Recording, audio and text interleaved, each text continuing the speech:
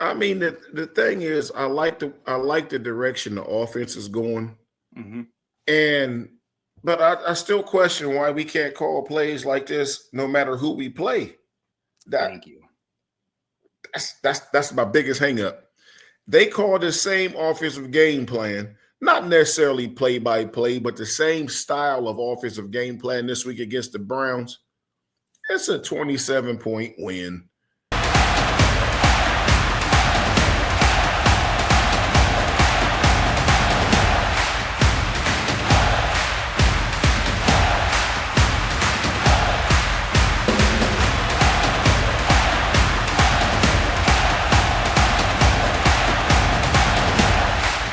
Welcome to Six Rings and Counting. I'm your host, Corey Idle, and joining me, as always, the living legend, the Swami of the Pittsburgh Steelers, the man who has not been wrong yet, Mr. Lou Willard. Lou, what is it like being you, man?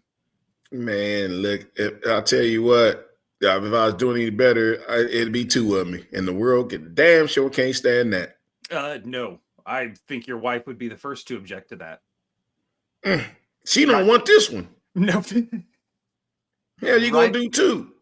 Right off the jump. Before we slip into the wife talk and we have one of those reactions like they've had before where you have to get up before you slap the shit out of me, we are going to talk about something awesome, almost as awesome as your wife, and that is the 9-3 Pittsburgh Steelers and their 2-game lead in the division, beating the Cincinnati Bengals past week, 44-38, heading into Browns week. Lou, this is everything we wanted to see from this team. I mean, the thing is, I like the direction the offense is going, but I still question why we can't call plays like this no matter who we play. Thank you. That's my biggest hang up. They call the same offensive game plan, not necessarily play by play, but the same style of offensive game plan this week against the Browns. It's a 27-point win. Cleveland just gave up, as we record, 41? They didn't give up 41. 38. Defense gave up 29 Yeah. because they had the 2 pick sixes. So defense gave up 29 to the Broncos with a rookie quarterback. I mean, come on, what Russ going to do to him? With the running game being the way it is. Yeah. So leave this offense open. There's not going to be a blizzard. And Pittsburgh did not lose because it snowed. Because if you weren't aware of what happened in that game, it snowed when the Browns had the ball too. They managed to navigate it. And we're not from the Bahamas. We're used to snow. It was coaching. It was a conservative game plan, and it bit them in the ass at the end.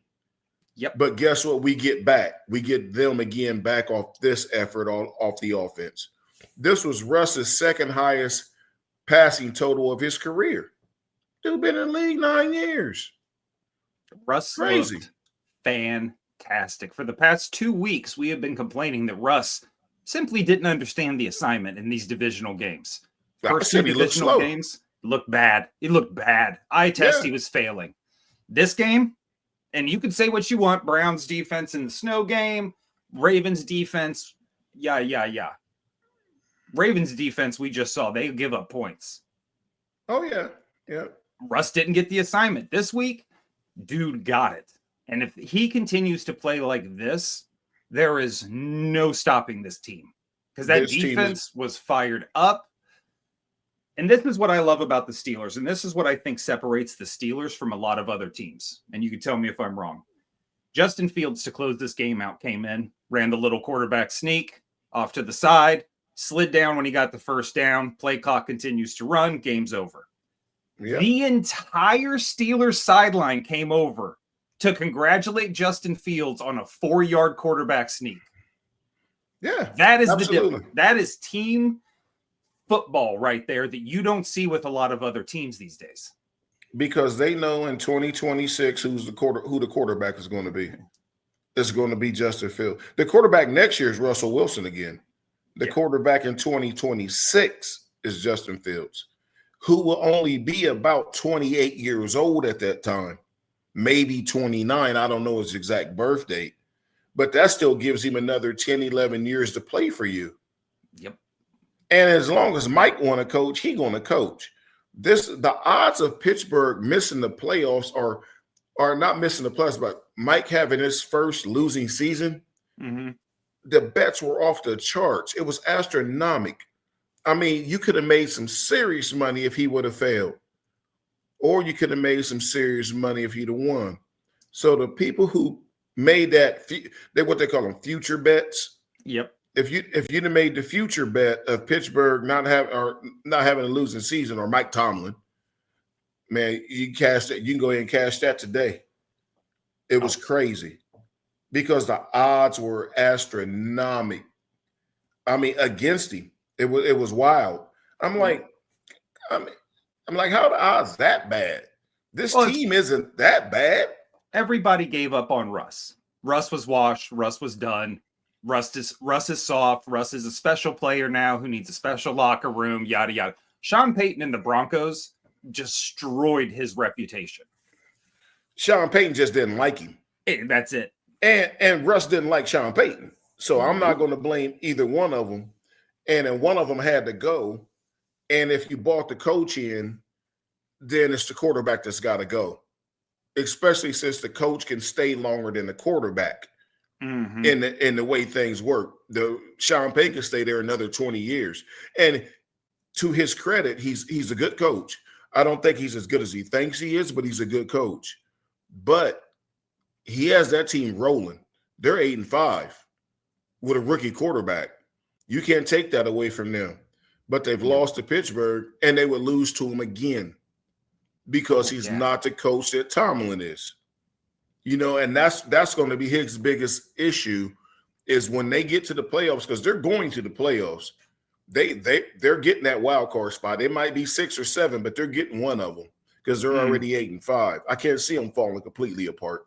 But when they bump up against Tomlin, Andy Reid, John Harbaugh, it's a wrap.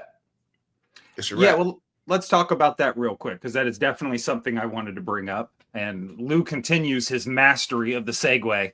So we're getting late in the season here. Playoff picture becomes important. Right now, after this week, we got a 2-game lead in the division. We're sitting third in the playoff picture behind Kansas City, 2 games, and Buffalo, 1 game. Behind us, you have Houston, the Chargers, Baltimore, and then Denver bringing up that 7th spot.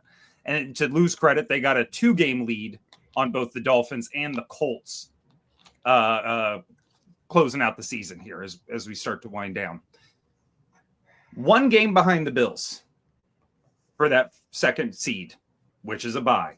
2 games behind the Chiefs, who we play in another, 3 weeks, 2 weeks? 3 weeks, 4 weeks. Christmas Day. Yep. 22 days. That's coming way too fast. We are in the hunt, legitimately, referee help aside, from having the number 1 seed in the playoffs. And to give you a minor correction before somebody do online, the number 2 seed does not get a bye. It's only the number 1 seed, which is the Chiefs. Yep. But that's where the Bills have the lead because they beat the Chiefs, but they're a game behind the Chiefs.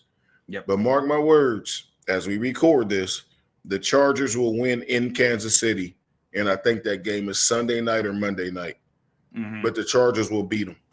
The Chargers will beat them in an ugly football game. You only got so many rabbit feet. The Chiefs are quickly running out of them. They should have lost to the Raiders. I don't know what the Raiders are doing. What are you doing? What are you doing? You just giving them the game. What are you doing? But nonetheless, when that happens, that means if the Bills win, obviously they're tied. Yep. The Steelers still get to play Kansas City. You could push Kansas City to the 3rd seed.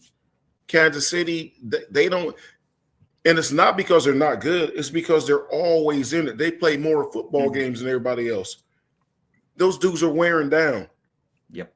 All Pittsburgh has to do is not stub their toe again this week against a pitiful Browns team. I don't care how many points they scored last night. It's a pitiful Browns team. Oh, yeah. Like, look, the rest of our schedule here, we got the Browns coming up this week. You got the Eagles, Ravens, Chiefs, and Bengals again. You can't lose these games. They're so important. And as we just illustrated with the playoff picture, you're in it. This isn't just like, let's win the division and make the playoffs and yay, Tomlin did it again. This is no. You have a legitimate shot here to have the AFC roll through Pittsburgh, which nobody wants. And at least that first home game in the playoffs, you at least have a shot at that. You got a shot at the whole thing, like you said, but you damn sure got a shot at a home playoff game. And I know people are going to bitch because it's if I'm thinking about it correctly, it might be the Eagles, Ravens, Chiefs in that order. In 10 days. Man, look, don't nobody want to hear that because the Chiefs got to play that Saturday before that Christmas game, just like Pittsburgh do. They each get 4 days off, and the Chiefs have to go on the road. So, correction, they basically get 3 because they have to travel one of them. I know they get all the calls. We've all seen it. But look, ain't nobody trying to hear that. And then the Ravens. I don't care if y'all each got 21 days off. It's going to be a bludgeon. Yes. It's going to be a bloodbath. You can get 2 days off or 21 days off. It's going to be a bloodbath. And the Eagles, Pittsburgh has to find a way to finally show up in Philadelphia without getting blown out, which would be huge because I might play my son in the fantasy football playoffs, and he has Saquon and Jalen Hurts. And if he do, look, time to I know you deleted your app, but don't worry about it. Oh, yeah, I'm done. I was done. I'm out. I don't need that headache. Now I can actually enjoy football. Fantasy football for the birds. But you won't have to delete the app. Well, I didn't delete. I just removed it from my home screen. I don't need it for another year. Oh, boy, howdy. What am I going to do? A friggin' mock draft in July? No, come on. You can see me winning. I'm going to hear about it. Don't worry about it. Wait a minute. Do you think? Just a little bit. Just a little bit. But this is not a fantasy football show. This is a show about the Steelers and the trajectory of where we're headed.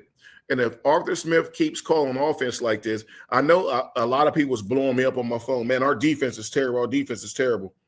No, they're not. Settle down. I told y'all last week on this show, the Bengals would score 30.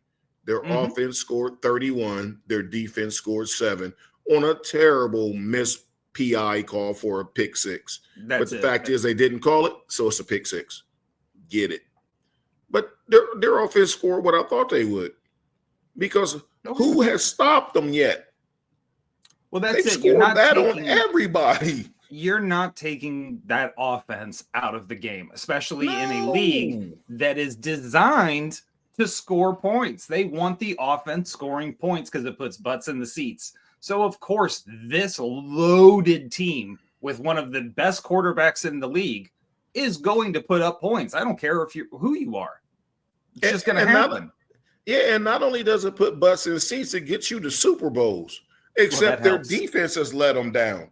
But if you remember back in, I think it was 21, maybe 22, whenever the Bengals went to the Super Bowl, their defense played really well. And then what happened in the offseason? All the players left via free agency on defensive side of the ball. All the offensive players stayed, and this is your result. So they put up 27 on the Chargers, who has a really good defense. They keep putting up 30-something against Baltimore, who everybody raves about their defense. These fools score on everybody. So we held them to 30. But what I tell you, we are going to have to score at least 34. Score 40, what, 4?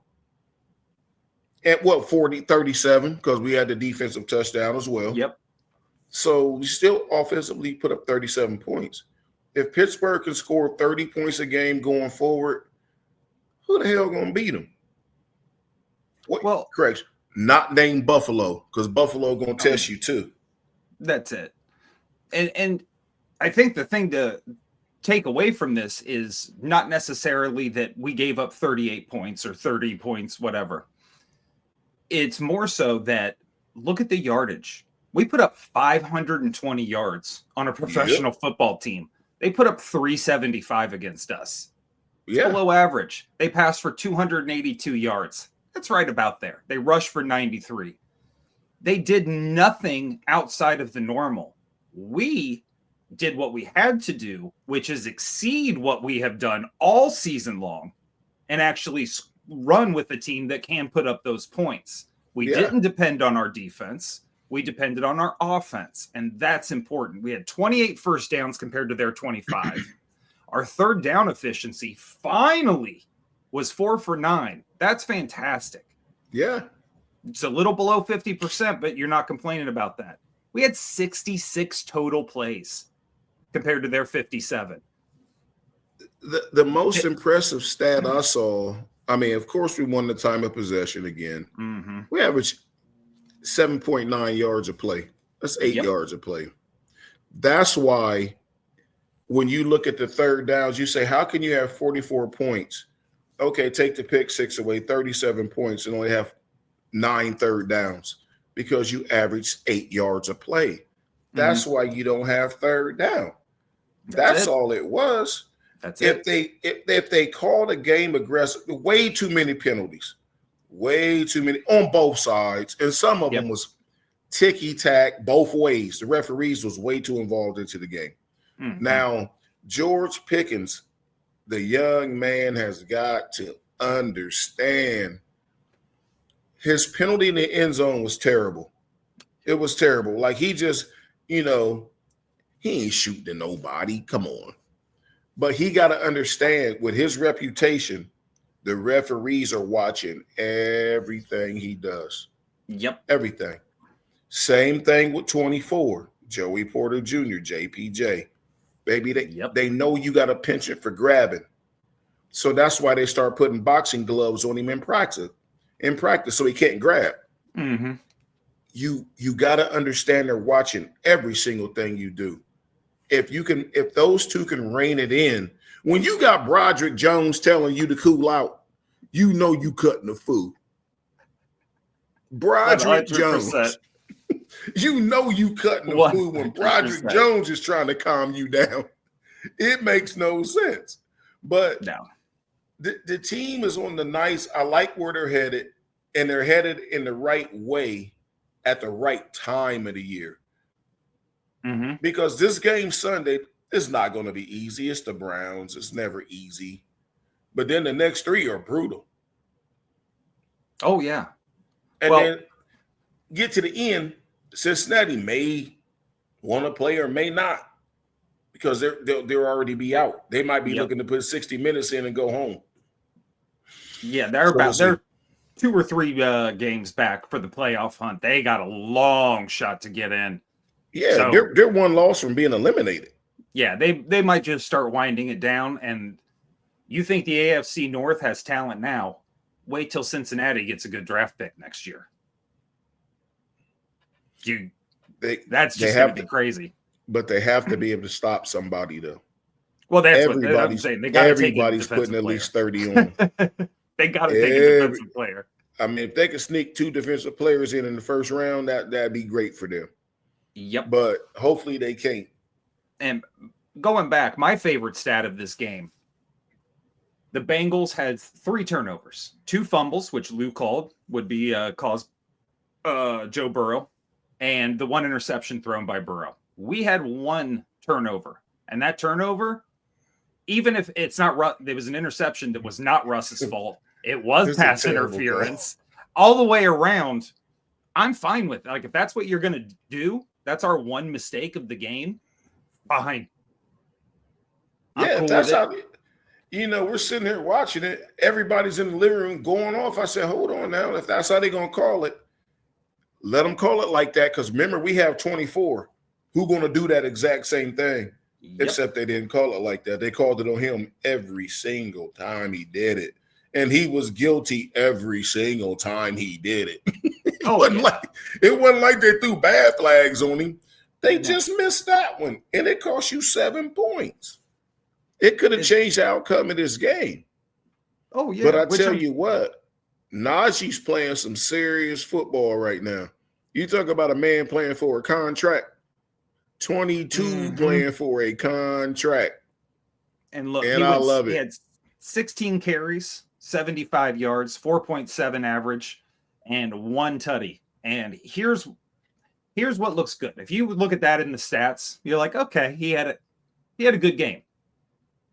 Not great, not bad, just kind of in between for a normal stat hog. The way he's running, the eye test is so impressive. He is running hard.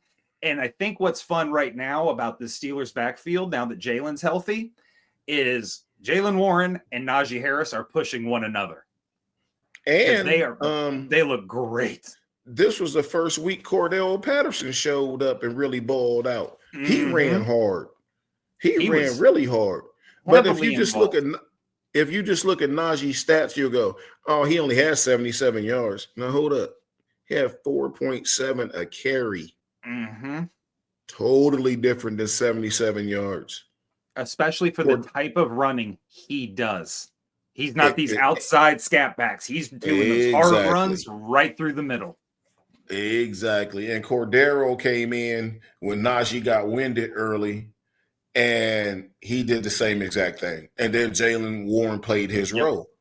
So can we just keep calling this style of offense? And if I may throw this in real quick, just to help put the exclamation point on Najee's game, he also had 6 carries for 54 yards, which is a 9-yard average. Yeah, look, and you love that in PPR. That gave you another 11 points. Oh my gosh! But just even away from fantasy, I don't know why you keep trying to rub fantasy in my face, man. But we ain't talking about it. I don't have him in fantasy. But I don't have fantasy anymore. I'm done. You're not respecting who I am. The only Steeler I got in fantasy on all 3 of my teams is Bosworth. And I've since you brought fantasy up, I'm eliminated in 1 league. I scored the second most points in the 12-teamer, got eliminated. Look, wake me up when he's done, guys. Okay, I'll wake you up. My other league, I've already clinched the first overall seed in the bye. I'm already in the semifinals. And then I've clinched in our league. It's just a matter of where I finish and who I play. So you can always play through me. I'll keep you posted on what I plan to do. And how you guys at home react when you get into awkward conversations around your family at the holidays. This is what you do.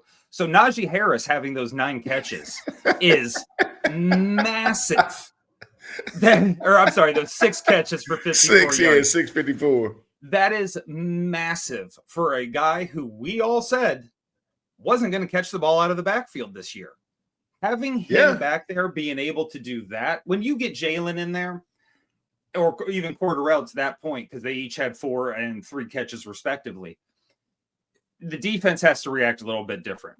Run pass could be available. Now with Najee doing that too, that's a whole new Arthur Smith playbook dynamic. Looks beautiful when he runs it. That's it. That's the point. That's the point of this show. We've been making that. We've been saying it before the year start. Will he call the plays? We know he has them. Yeah. Will he call them? You can't just call them because you know you're playing the Bengals and you know you're going to give up 30. Man, look, you're not necessarily giving up 30 against the Browns. Call them anyway. Put 40 on the board and get them the hell out of here. It doesn't have to be a close game. That's what I don't understand about this Steelers offense. Like everybody, all the calls I took and texts about the defense, I'm not worried about the defense, man. Look, sometimes the offense got to bail the defense out too. I've been a Steelers fan, well, since I was 3, but since I really understood football. Mm-hmm. The Steelers were not good when I started to really understand the game. It was in the early to mid 80s. Steelers were 6-10, 7-9, 9-7. They weren't very good. but I always stuck with them. But that's what I learned the game. You have to rely on both sides of the ball to bail your ass out of stuff. You just can't throw it all on one side. The Ravens did it one year, won a Super Bowl. The 49ers did it a couple years offensively and won a Super Bowl. While the defense was giving up a bunch of points. Now it's just got to go back and forth. So you got to learn how to win a shootout, and you got to learn how to win 18-16 against the Ravens. Mm-hmm. And you got to learn how to beat the Bengals 44-38. But my point is your offensive game plan should not change in either of those circumstances. If their defense is good to take your 44 down to 18, kudos to them. That's it. But if your defense is good to take their 38-16, kudos to us, and you still win. Mm-hmm. That's all it is. Because they got some slobber knockers coming up, man. You watch I'm telling you, watch the over and under for the Eagles. I bet it's at 50. Oh, it's gonna be. It ain't going that high. You think they're just gonna let Saquon Barkley line up back there and run over him? Come on, man. No. If they get beat, they're going to get beat through the air, and they'll probably get beat by a Devonta Smith or a Dallas Goedert kind of situation. It'll be A.J. Brown. Brown. You think they take away A.J. with JPP, but we'll get into that. We'll get into that one next week. Yeah, but at the same time, though, I told you what they was going to do, didn't I? Didn't I tell you they was going to put JPJ on Higgins? Oh, yeah. Now, I called it. It just didn't work because he kept getting the PIs. But that was the plan.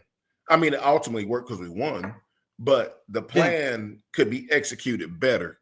But that's what you have to look at going forward. It needs to be the same concept when they play all these big receivers.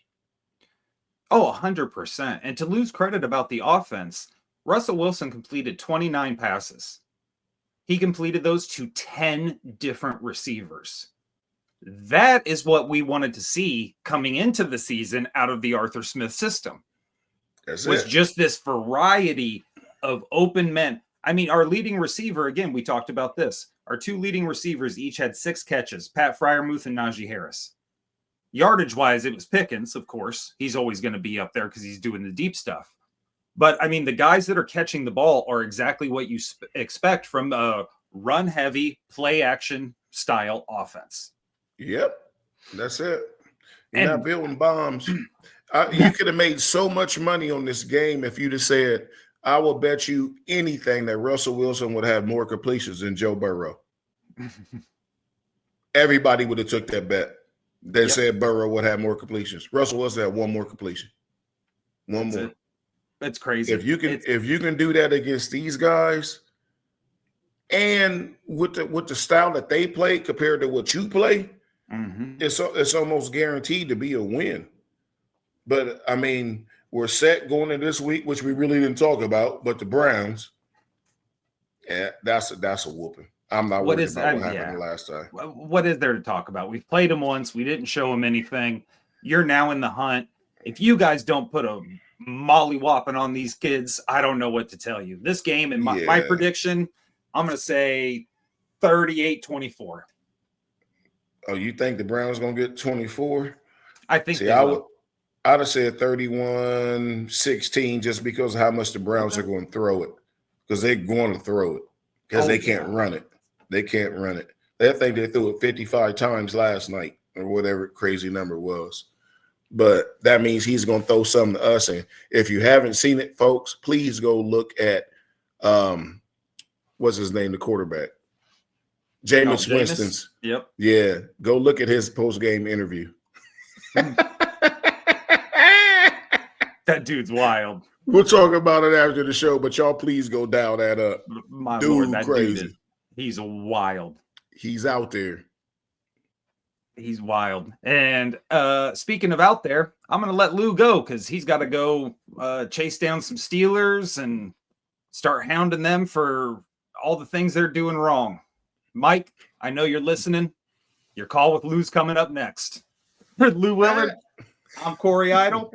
Let's get this victory, guys. We'll see you next week.